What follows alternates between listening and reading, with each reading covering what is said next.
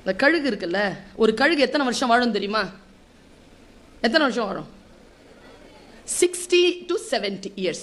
ஆனால் சில பருந்து 120 to 140 years வாழும். நீ வேணா நான் போய் கூகுள் பண்ணிப்பார். அந்த வாழற அந்த பருந்து இருக்குல்ல, அதை பற்றிய கேஸ் ஸ்டடி ஒன்று இருக்கு. அது என்ன பண்ணுமா, 70 வயசுல அது வயசாகி சாகாது. மேல பேர்ட் வியூ பாக்குதுல்ல, பார்த்துட்டு வந்து காலால இல்லனா அப்படி தூக்கிட்டு போவோம்ல, அந்த காலில் இருக்கக்கூடிய நகங்கள் வலு விழுந்துரும். அதுக்கு தூக்கி தூக்கி நகங்கள் வலு விழுந்ததனால், குத்தி குத்தி சாப்பிட்டு அந்த அலகு வலு விழுந்ததனால் இறை தேட முடியாமல் பசியில் செத்து போகும் பருந்து. இந்த 120 வருஷம் வாழணும்னு முடிவு செய்தல அந்த பருந்து என்ன தெரியுமா பண்ணும்? 60-70 வயசுல சாவு வந்துருச்சு, தான் சாப்பிட முடியாது, இனிமேல் இறை தேட முடியாது, கண்ணு மட்டும் அதுக்கு பலவீனமே ஆகாதாங்க. அதனால தான் கழுகு பார்வைன்னு பேரு. கழுகு நகம்னு சொல்ல மாட்டோம், கழுகு அழகுன்னு சொல்ல மாட்டோம், கழுகு பார்வை. அமெரிக்காவுடைய அந்த மிகப்பெரிய அந்த சின்னம் இருக்குல்ல, அதுவே கோல்டன் ஈகிள் சின்னம் தான். என் வீட்டில் என்ன தங்க கழுகுன்னு தான் கூப்பிடுவாங்க. கண்கள் பலம் இழக்கவே கூடாது. அது என்ன பண்ணுமா, மேலே போய் உட்காந்துரும். மேலே போய் உட்காந்துட்டு இறை தேடாது, பசியோடு உட்காந்துருக்கும். உட்காரும் போது என்ன செய்யும், தன்னுடைய காலில் இருக்கக்கூடிய நகங்கள் எல்லாம் பிச்சு போட்டுரும். அப்புறமா தன்னுடைய சிறகெல்லாம் வந்து அப்படியே உதிர்ந்து போய் வயசாக எல்லாத்தையும் பிச்சு போடும். பிச்சு போட்டுட்டு தன்னுடைய அழகு இருக்குல்ல, அதை அடிச்சு உடைச்சிரும். உடைச்சிட்டு உட்காந்துருக்கும் கழுகு. தவம், அந்த தவ பீரியட் இருக்குல்ல, அது கடந்த பிறகு அதில் அதை சஸ்டெயின் பண்ணிடுச்சுன்னா, அந்த பீரியடை மட்டும் அது சஸ்டெயின் பண்ணிடுச்சுன்னா, இயற்கை அதற்கு புதிய நகங்களை, புதிய சிறகை, புதிய அழகை தரும். அதை பெற்றுக்கொண்ட அந்த கழுகு மீண்டும் 60-70 ஆண்டுகள் வாழும். நீ ஏதோ ஒரு விஷயத்துல பலவீனம் அடைஞ்சிருக்கிறியா, காத்திரு. அந்த பலவீனங்களை அடிச்சு உடைச்சு உட்காரு, உட்கார்ந்து காத்திரு, புரிந்து கொள்வதற்கு காத்திரு. 2 பேர் கிட்ட மட்டும் பேசாத, எதுவுமே கலந்து ஆலோசிக்காத. 2 பேர்கிட்ட மட்டும்.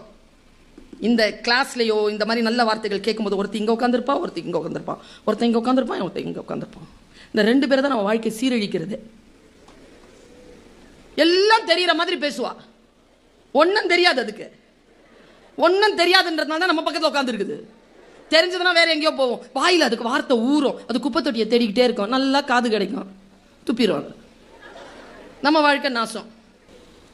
இந்த வயசுல சில விஷயங்கள் செய்யாத. உன்னதான் சொல்றேன், ஏதோ உன்னை சொல்லலைங்கிற மாதிரி நினைச்சுக்காத. நீ சைலண்டா இருக்கிற, அவனுக்கு சைலண்டா இருக்க தெரியல, அவ்வளவுதான். சொல்றேன் பாரு, 10 வரல, 10, 11, 12 வரல, இந்த டைம்லலாம் வேறு பாலின ஆண் பெண்ணோட எந்த காதல் கத்திரிக்காலாம் பண்ணாத. சத்தியமா சொல்றேன், செய்யாத. ஏன் தெரியுமா, இன்னும் 10 வருஷத்துல, உங்களுக்கு ஒரு 12 வருஷத்துல ஒரு சனியம் வரும்.